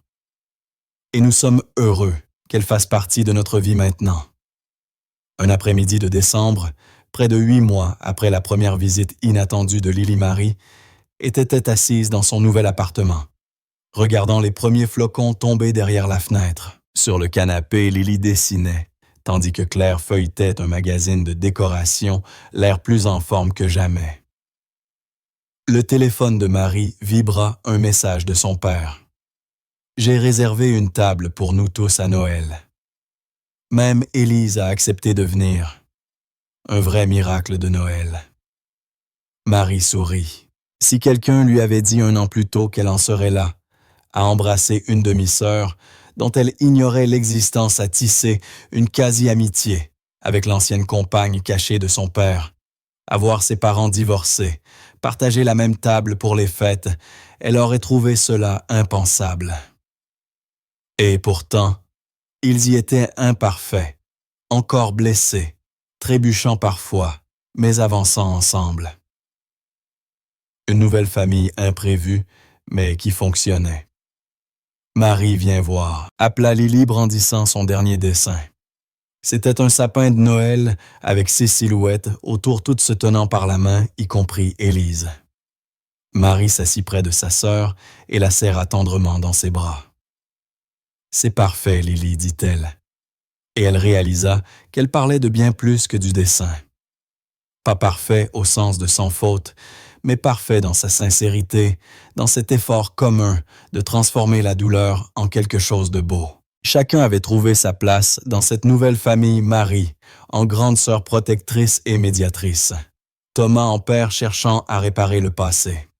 Claire en mère courageuse qui avait ouvert son cœur à ceux qui partageaient désormais la vie de sa fille. Élise apprenant lentement à accepter ce qu'elle ne pouvait plus changer. Et Lily, au centre unissant tout le monde par son amour inconditionnel et son pardon sans effort. Le chemin vers l'acceptation n'avait pas été facile et il restait encore long. Mais en regardant Lily, en pensant à Claire, à son père et même à sa mère Marie, sut que chaque étape, chaque difficulté en valait la peine. Le jardin de Thomas était méconnaissable. Des ballons colorés flottaient entre les arbres, des rubans ornaient les buissons et une grande banderole accrochée à l'entrée proclamait « Joyeux anniversaire, Lily 7 ans ». La table des cadeaux débordait déjà et les invités continuaient d'arriver. Marie observa la scène depuis la véranda, un sentiment de plénitude réchauffant sa poitrine. Une année s'était écoulée depuis qu'une petite fille trempée avait frappé à sa porte par une nuit de pluie, bouleversant sa vie à jamais. Tant de choses avaient changé. « Tout est magnifique », dit Claire, en s'approchant avec 2 verres de citronnade. Elle entendit un à Marie souriante. Lily est sur un petit nuage. La santé de Claire s'était considérablement améliorée. Le traitement expérimental fonctionnait, et même si personne ne parlait encore de guérison, les médecins restaient prudemment optimistes. Ses cheveux repoussaient, et la couleur saine de ses joues contrastait avec la fragilité qu'elle avait autrefois. « Je n'arrive pas à croire qu'on ait réussi à réunir tout le monde, » dit Marie doucement, en entrechoquant son verre contre celui de Claire. Même tante Jeanne est venue, et elle ne sort presque jamais de chez elle. Elles éclatèrent de rire, partageant une complicité qui aurait semblé inimaginable un an plus tôt. Leur relation jadis, empreinte de gêne et de distance, avait évolué vers un respect mutuel, puis vers quelque chose qui ressemblait à une véritable et idéale amitié. Liées par leur amour pour Lily, elles avaient trouvé le moyen de dépasser les blessures anciennes. De l'autre côté du jardin, Thomas aidait Lily à fixer la selle sur le poney qu'il avait loué pour la fête. La fillette riait aux éclats pendant qu'il lui expliquait d'un ton faussement grave la science exacte du harnachement, ses grandes mains patientes guidant les siennes. « Regarde-les, » murmura Marie. Qui l'aurait cru? La relation entre Thomas et Lily s'était épanouie bien au-delà des espérances. Après un début hésitant, ils avaient développé leur propre rituel. Les leçons de natation du samedi, les soirées pizza et cinéma, les histoires du soir, lorsque Lily dormait chez lui. Thomas, d'ordinaire si réservé, semblait avoir découvert une nouvelle capacité d'affection auprès de sa fille cadette. C'est un bon père, reconnut Claire.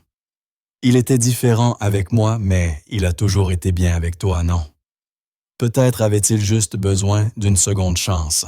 Marie acquiesça songeant à la complexité du pardon et de la rédemption qu'ils avaient tous vécue. Personne dans cette famille n'était sorti indemne des révélations initiales.